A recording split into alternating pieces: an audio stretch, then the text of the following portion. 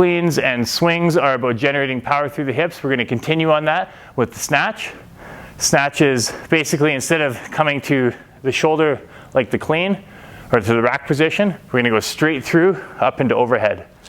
So generally harder to do with a heavier weight is until you get that good power. You'll be amazed at when you connect the power through your body, how much load you can actually lift.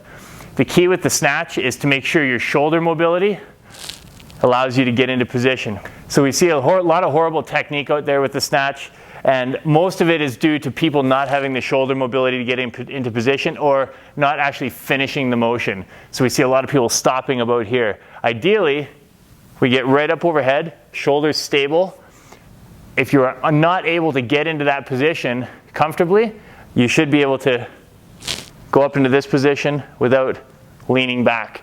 If you can't, stop there, but try and improve your mobility so you can get into the correct position. So back to the power generation, hinge at the hips, generate that upward momentum with the shrug, and instead of coming here like the clean, you're going to go straight through. Some people call it doing up the zipper. So you're going, instead of letting the hand swing out with the kettlebell, you're going to start the swing, shrug, and then straight up overhead. So it'll look like this. Swing. Okay. Right back down. Now the key thing with this, if you watch, it stays in close to my body. I'm not casting out like this and coming up like that, because then it's hard to control at the top. I could do this in front of a wall.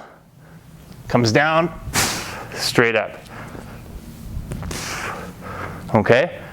And it's right overhead, fingers are relaxed, shoulder down, and vertical arm position. This is all about generation of power from the legs. If you get to the point where you're going to here, and you're having to press it up to the top, it's a sign you haven't generated enough power from the legs. Think of it as almost jumping off the ground.